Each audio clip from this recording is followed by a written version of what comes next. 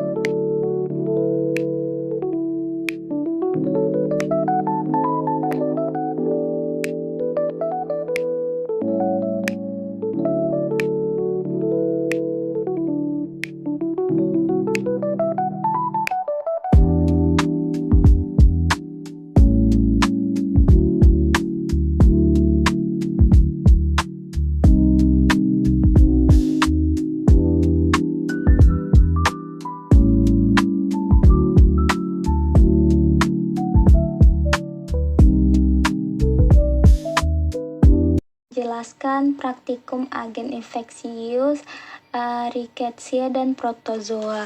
Jadi ini ada sel amoeba dan sel rickettsia.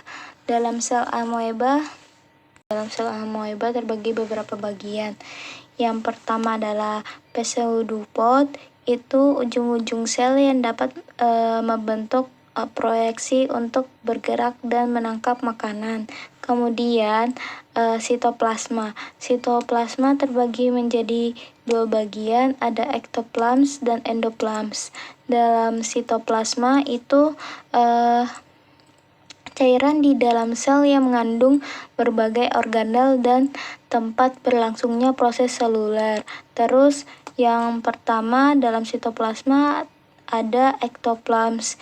Itu lapisan luar dari sitoplasma lebih jernih dan terlibat dalam pergerakan. Terus kemudian kedua adalah endoplasma. Itu bagian dari sitoplasma yang lebih gelap mengandung organel dan bahan makanan. Kemudian ada nukleus. Nukleus sendiri ini inti sel mengandung materi genetik dan mengatur aktivitas sel. Kemudian ada nukleolus, itu struktur di mana dalam inti yang terlibat dalam produksi ribosom. Kemudian ada food focule, itu kantong yang menyimpan makanan yang dicerna. Kemudian adalah contrifocule, itu kantong yang membantu mengatur keseimbangan air dalam sel. Kemudian selanjutnya ada water globus water globus, itu titik-titik kecil yang mengandung air. Kemudian ada membran sel atau sel membran, lapisan terluar sel yang berfungsi melindungi sel dan mengatur keluar masuknya zat. Kemudian saya akan menjelaskan rickettsia. Rickettsia yaitu bakteri kecil yang bersifat parasit atau intraseluler obligat, hanya bisa hidup dan berkembang biak di dalam sel inang. Dalam rickettsia terbagi beberapa bagian. Yang pertama adalah membran luar atau lapisan paling luar sel, berfungsi untuk melindungi sel dan membantu interaksi dengan sel inang. Kemudian yang kedua adalah membran plasma, itu berfungsi sebagai lapisan di bagian dalam atau membran luar, berfungsi mengatur keluar masuknya zat dan berperan dalam metabolisme dan respirasi sel. Kemudian ada sitoplasma, itu cairan di dalam sel. Sitoplasma itu berfungsi sebagai tempat berlangsungnya reaksi metabolisme dan mengandung enzim dan bahan kimia penting untuk kehidupan sel. Kemudian yang keempat ada ribosom. Ribosom itu seperti butiran kecil di sitoplasma. Ini berfungsi sebagai tempat sintesis protein. Kemudian yang terakhir itu DNA atau nukleoid, itu berfungsi seperti materi genetik berbentuk sirkular, tidak dibungkus dan tidak dibungkus membran inti. Ini berfungsi mengatur aktivitas dan reproduksi sel.